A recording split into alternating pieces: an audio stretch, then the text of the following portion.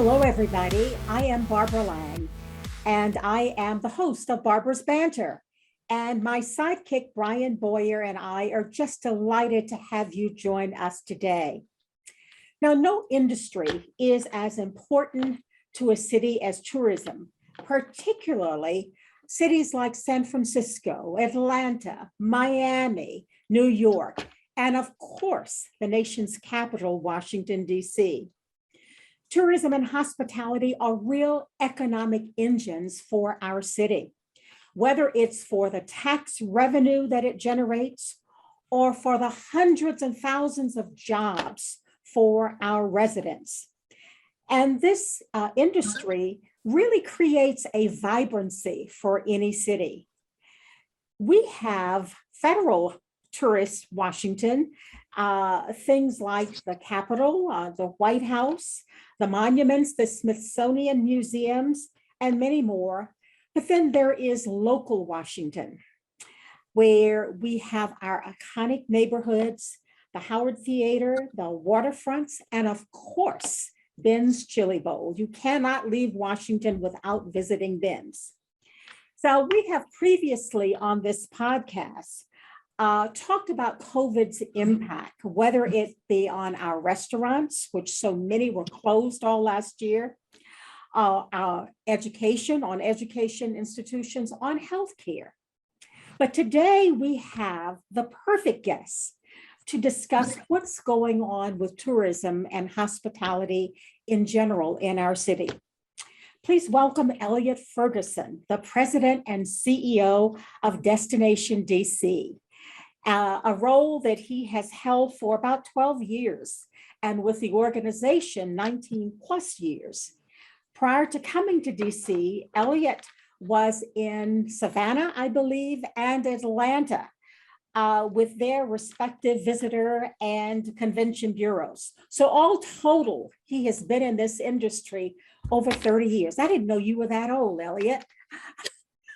Welcome to Barbara's Banter. We're just so delighted to have you. Barbara, thank you so much to you and Brian. It's a pleasure to be on Barbara's Banter. And yes, every day I feel those years. So. I remember when you were just a youngster when you came into Destination DC, and I was at the chamber. So it's been a long time. Oh, yes. But you don't look a day older than you did back then. A little gray hair, too. You know what? At the end of the day, that's all I want to hear. So I'll take that. I'll accept that. Well, we are so glad that we wanted to have you on for a while, and we're so glad that we could make this work. So perhaps we start out by having you tell us, what does Destination DC do? Tell us about your organization a bit. Yeah, absolutely. You know, the easy answer to that is that we are an economic development organization. The difference between what we do and other economic development authorities do is that, unlike the authorities that are looking to have businesses either relocate, expand, or open in a destination, therefore people live there, et cetera, we're looking at ways in which we can encourage the global community to visit for leisure travel, for business travel, and of course for conventions. So our economic development is tied to people staying 3 to 5 days, maybe even longer, and then leaving and other people coming into the city. But as you roll them in and roll them out, huh?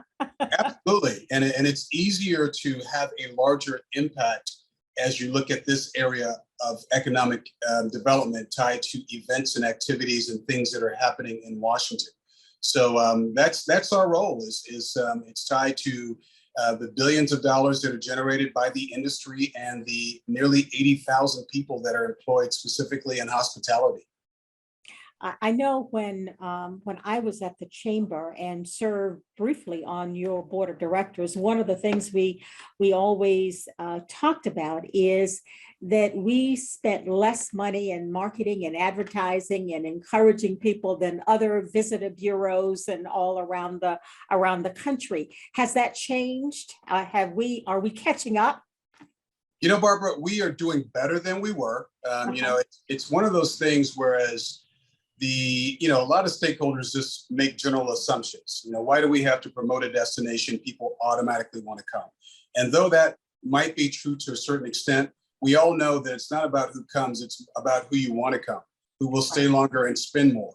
And to that point, we have other major destinations. You referenced San Francisco, Atlanta, Miami, and New York, as well as others in which we compete against that spend a significant amount more than we do in going after the same audience. Plus, they have the benefit of having state organizations that, visitor or state tourism organizations that are also funded to promote the state, which they benefit from.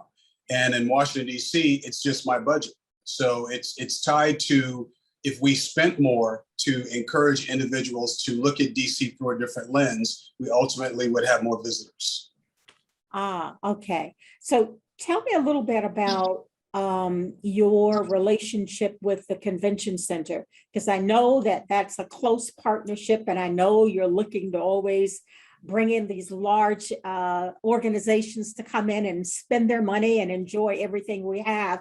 So what's that relationship like?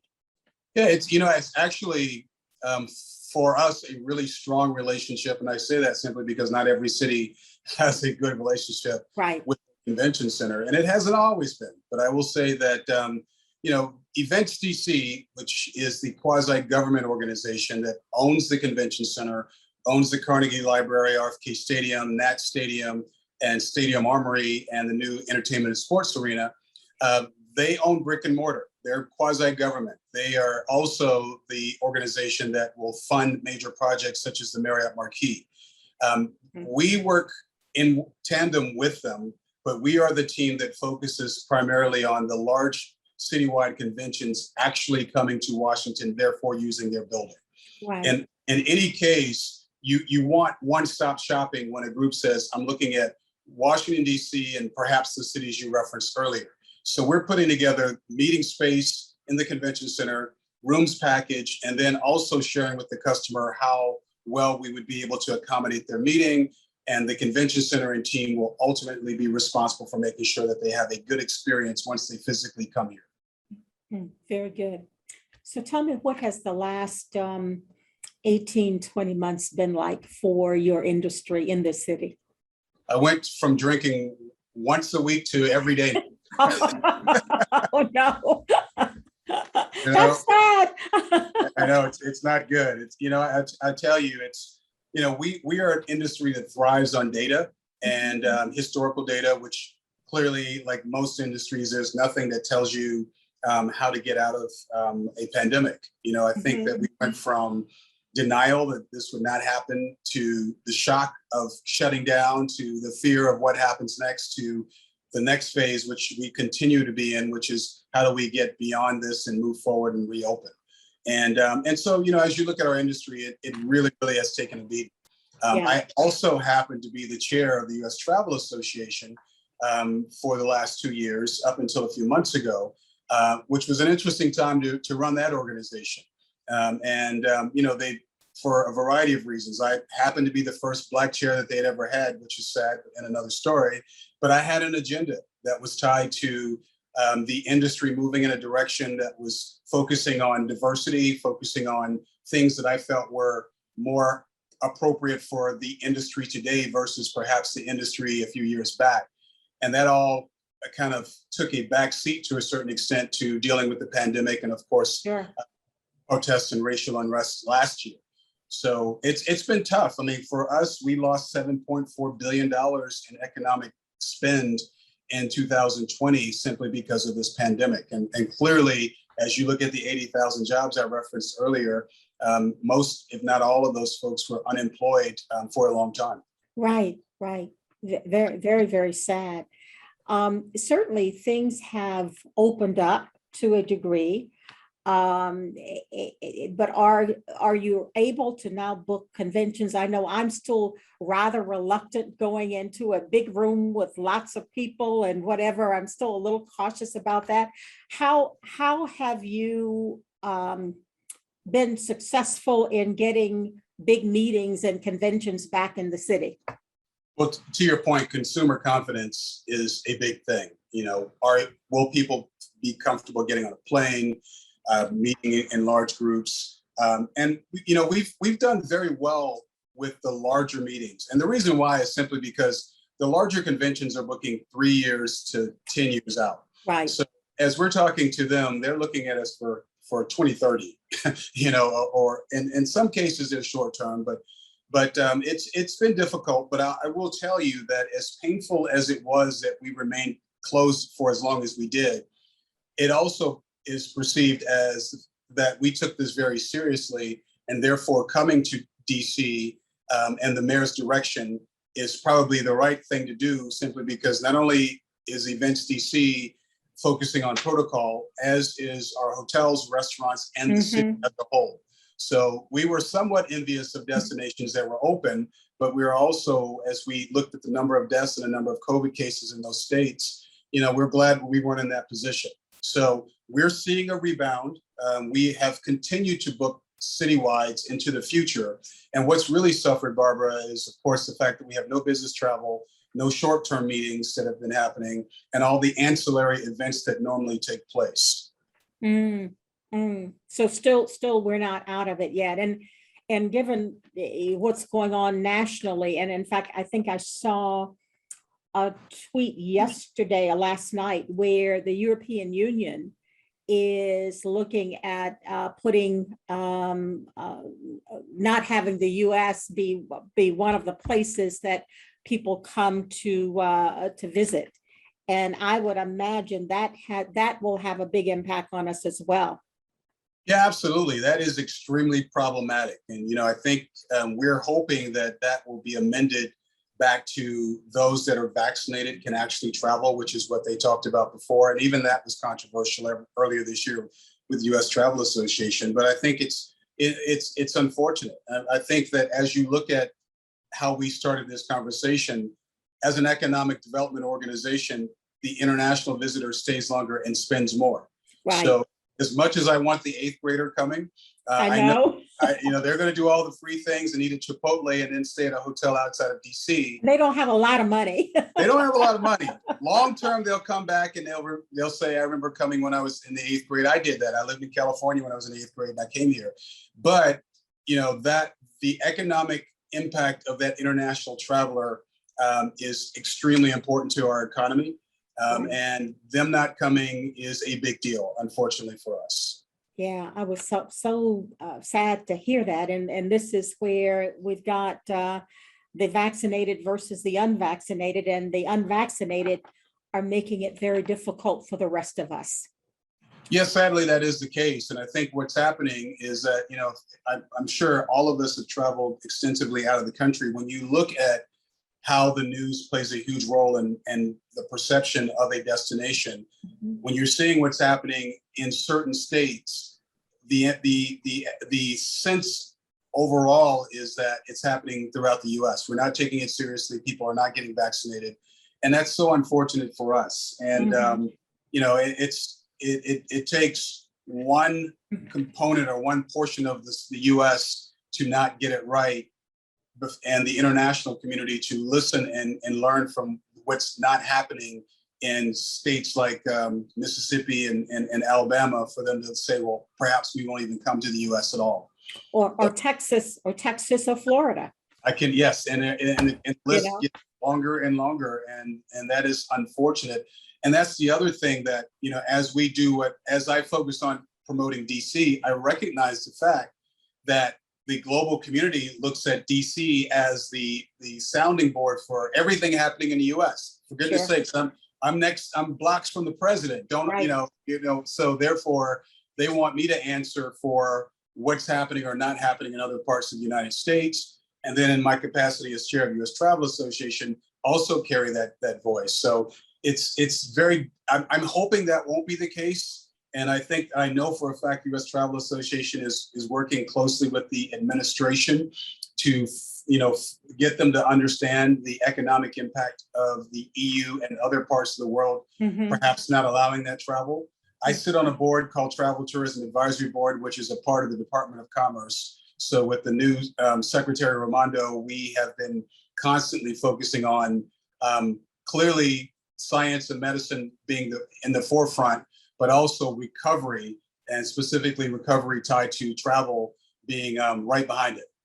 Yeah, interesting. And you mean that Joe Biden is not on your speed dial, huh? Sadly, he is not.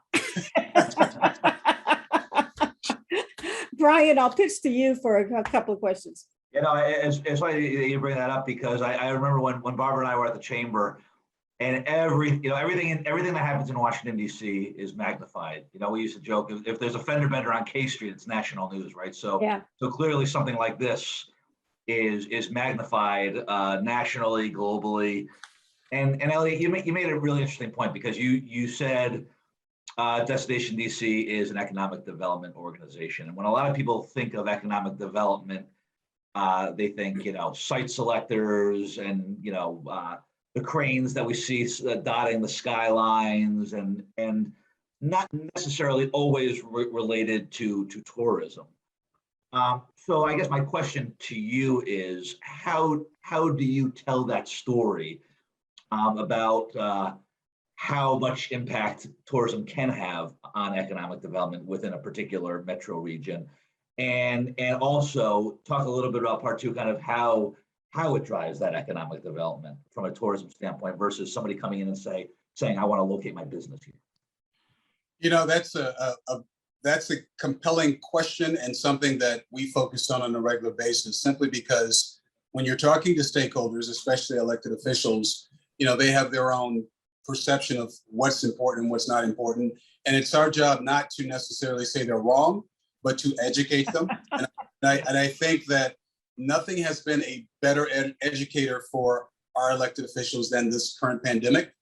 To your point, we focus on getting them to understand what happens when we're not generating nearly $9 billion a year that the city benefits from as a whole, or the hundreds of $millions in tax dollars that are generated.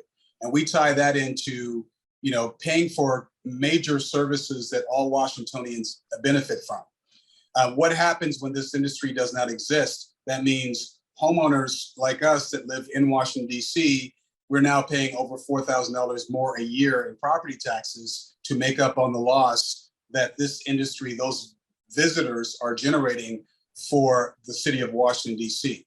But tying that into services, there are clearly things that are hot buttons: safety, healthcare, infrastructure. Those things are all important to every single stakeholder.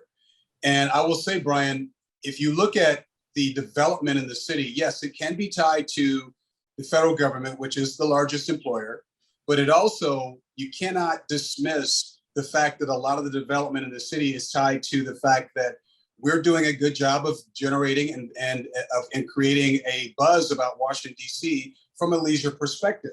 And so every building, for the most part, that's going up, plus or minus the federal building, there is a component tied to welcoming or doing something for visitors, be it a restaurant, a nightlife, a rooftop. All those things are directly tied to this industry. So you can arguably and correctly say that this industry is helping to generate a lot of the development that DC is experiencing. Mm-hmm.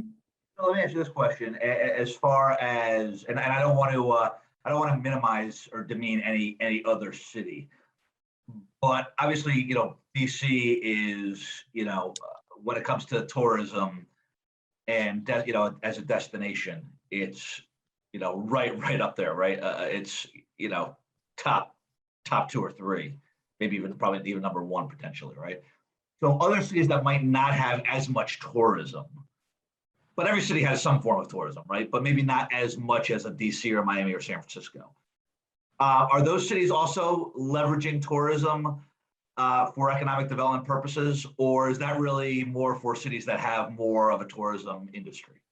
Well, I think that looking at it through economic development, the easiest way to increase your tax base is to tax the people and the businesses that are here. But that's not the smartest, because we don't want to pay more taxes. So why not look at options tied to individuals that don't live here, that are generating revenue for your city, therefore increasing the number of jobs, and these folks are paying taxes, new restaurants, they're paying taxes, increasing the opportunity through tourism, which I think all cities are, if not now more than ever, everyone's doing that, especially the larger cities and also the small towns that are really benefiting. You know, Barbara referenced, I started off in Savannah in the 80s, and Savannah has always been a tourist town, but, you know, then there was a great book written about Savannah, and there was, you know, the Olympics was held there, and suddenly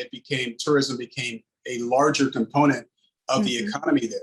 I will tell you that the perception is that DC is 1, 2, or 3 in terms of places people want to visit, but we're actually number 8. And when I tell people that, you know, they're shocked, especially locally. It's like, how can we be number 8? We got all these amazing things. I'm like, well, it's all relative to how these things are perceived.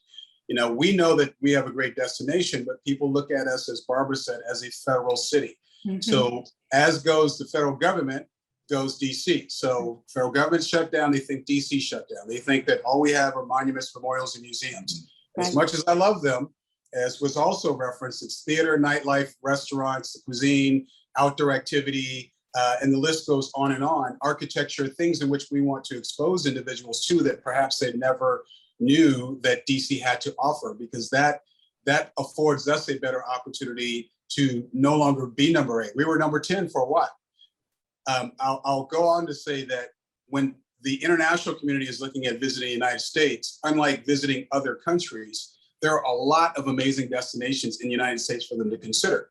Whereas if you go into England, you definitely are going to London, and you might go outside of London for an excursion or a football game in Manchester or something like that. Whereas in the United States, who's number 1 through 7, which is everyone asks me that. I'm like, well, think about where you want to go for fun. It's Orlando, Miami, Vegas, New York, San Francisco, Honolulu, and we're number 8. So, you know, there are a lot of amazing destinations that folks can choose from in addition to Washington, D.C. when they're looking at coming to the U.S. We know DC is the best, so that, you know, in our minds, it's number 1. But I understand what you're saying. There are a lot of options. And let me ask you this before I kick it back to Barbara. This is kind of a 2-part question for you, Elliott. As far as you mentioned the impact, the negative impact, obviously, over the past 18 to 20 months. I think you said $7.4 billion negatively, right, for DC. And I guess my 2-part question is that also happening elsewhere as to that extreme in these other markets, whether they're 1 through 7 or you know, even below DC as far as, you know, visitation? Is that impacting other markets the same as it's impacting DC? And then part 2 of that question is, what are you doing? What are other regions doing to overcome that? So eventually when things do get back to quote unquote normal, whatever that looks like, that you can still continue offering the services and the same resources and assets after all is said and, I don't want to say done, but back to somewhat normal. Can you talk a little bit about that? You know, the reality is that unlike anything else that we've experienced in our lifetime, this is a global pandemic. So there's not a corner of the earth that has not experienced some economic loss and clearly loss of life. You know, there are certain countries last year, like in Australia and others, that remain locked down, and then they were able to open up because they were so strict in terms of who could come to their country. And so we were envious as to what they were able to do last year. Whereas this year, because even though arguably we weren't as good as we would have liked in terms of distributing the vaccine in the beginning, we are still open, and a lot of those countries are experiencing lockdowns. So it is, you know, that clearly has happened globally, and it's been unfortunate in so many different ways. What's happening now is that as we're now reopened as a country, and no one in the U.S., no place is technically locked down, even though Hawaii came out and discouraged visitors, we're not doing that. And but who's winning would be beach destinations, mountain destinations, and places where people can go outside and stay outside. Who's losing would be urban environments, especially now with the Delta variant and then the Lambda variant that might be after that one. So there ebbs and flows in terms of how well we're doing, and then we take a step backwards. What we're doing is tied to recovery. It's tied to safety. You know, what we're saying on our website is we want you to come to Washington, D.C. We want you to be vaccinated. Washingtonians, we need you to be vaccinated. So in addition to talking about how great we are sharing with folks where they can go to get vaccinated in the US or in DC if they live here, because we want them to come here and already have been vaccinated. What we're saying to our stakeholders, because we're a membership-based organization, we benefit from less than 1% of the hotel tax, but we also have 1,000 members that make up over 20+% of my operating revenue. We're saying to our members, in addition to telling me how great your suite is, tell me what your protocol is for safety. Right. I want to know that because I'm, you know, for whatever reason, whether I'm vaccinated or not. So the game has changed, and we are focusing on the fact that we are taking this seriously. Our government is taking it seriously. The protocol is in place. Now we're looking at, as we look at the meetings market, they're looking at coming back online. How do they do testing on site? And what things are they going to have to be focusing on as they're looking at assembling people together? Who's going to have a meeting that requires vaccinated people only, who's not? All those things are now a huge part of what we're focusing on as we're looking at our future out of necessity. First, I think that's a huge. I think that's a huge. You know, it's sad, but also but really interesting that safety is now a key component to kind of marketing ourselves. You know, ourselves wherever we are. People want to go where they feel safe, and obviously we all have responsibility for making it safe by obviously getting vaccinated and going through all the necessary protocols we need to. Barbara, I'll kick it back over to you. Well, yeah, thank you. And in fact, the last question that I have, Elliott kind of dealt with it a little bit, and that is kind of what does the future hold, and what has happened in 2020 and 2021, and we likely are gonna be in this beyond 21, obviously. Does it cause your industry to think about how you do your business in a different way? Yeah, absolutely does. I think all of the data from the experts, which changes constantly. I always tell, like, my marketing plan is good until Friday. So no longer a 3-year plan or no whatever. Longer. Yeah, it's 3 to 6 months. I'm submitting it in pencil so I can erase it.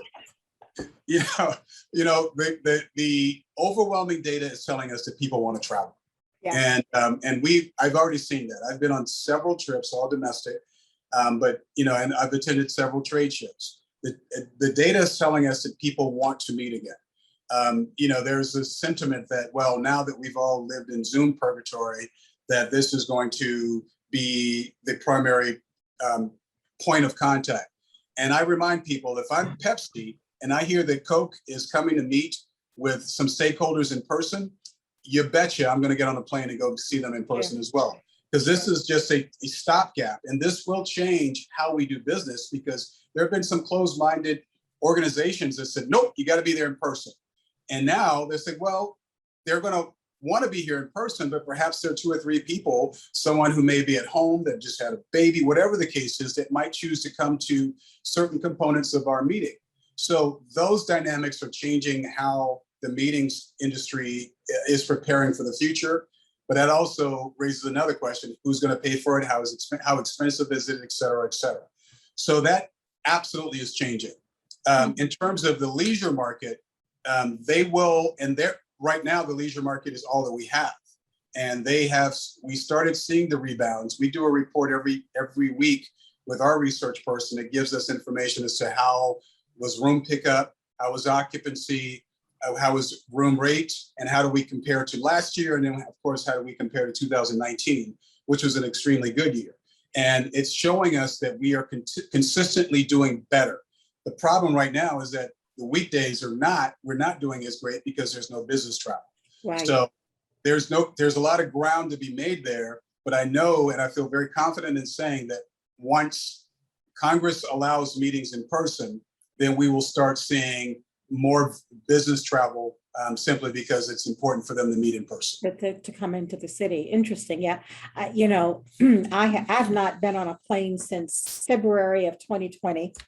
Wow. and I'm still reluctant to get on the plane, but I want to go someplace so badly. I want to go to the beach.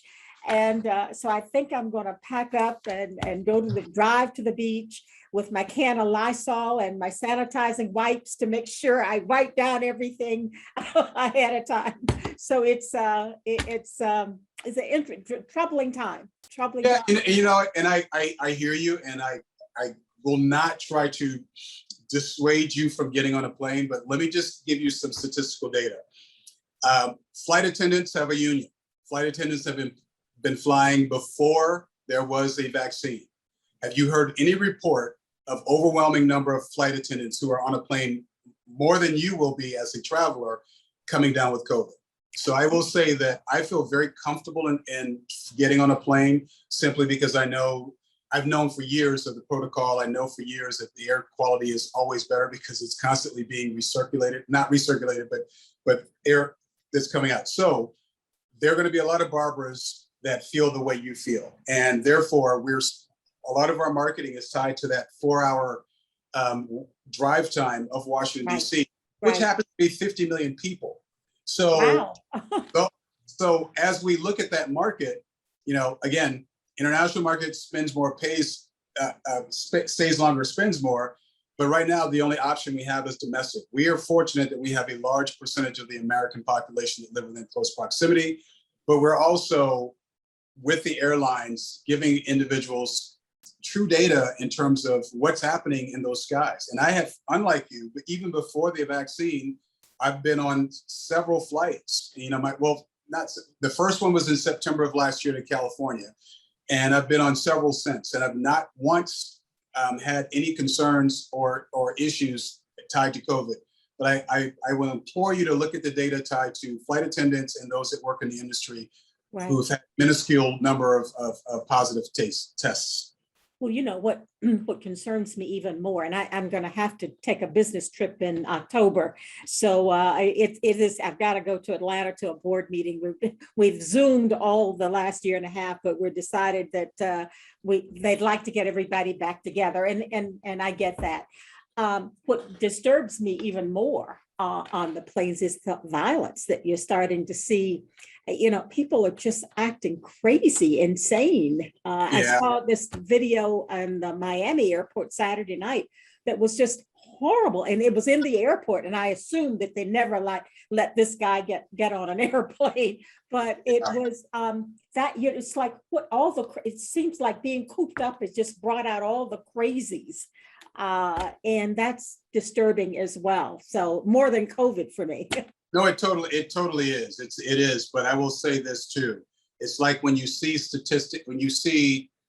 anything tied to something bad happening in a destination, and then you realize that there were 10,000 flights that took off that day and there was one incident. Right. So, it all becomes relative. It's painful to see. The reason why the news is so popular is because bad news it sells. Is popular. It does sell. It sells. Sure. But it doesn't. Yeah, I've not felt the drama, but I've heard people anxious about taking their masks off, but more than, and it's usually their young kids that want to take it off. But I've been on more flights and not experienced that, and I've seen what you've seen, and I think it's really sad. Mm-hmm. And I now know that some airlines are stopping, consumption of alcohol for that reason. But I would still argue that overall, it's not pretty safe. Yeah, I would argue that. Yeah. Well, that's good to hear. I take your advice and counsel, sir. Well, I think that's all the time that we have for today. We probably could have kept you another hour talking about all of these things. Elliott, we do appreciate your time. Thank you for being here. As always, you are chock full of information, and I've learned something, as I always do when I chat with you for a little bit. So thank you for being with us. Thank you to you, Barbara, and to you, Brian. And I will leave with your listeners, washington.org is our website. Feel free at any time if you're a Washingtonian or are looking at coming to Washington to visit, because we pride ourselves on the fact that locals say, hey, this is where I go when I have folks that are coming in town or I'm trying to plan date night. So please check us out at washington.org. Very good. Very good. And to our viewers and listeners, we thank you for joining us today. I invite you and remind you to get a copy of my book, Madam President, Leadership Lessons from the Top of the Ladder, and it is available on Amazon. And love for you to get a copy and to hear your comments. That's it for today. Thank you so much, everybody. Bye-bye. Bye.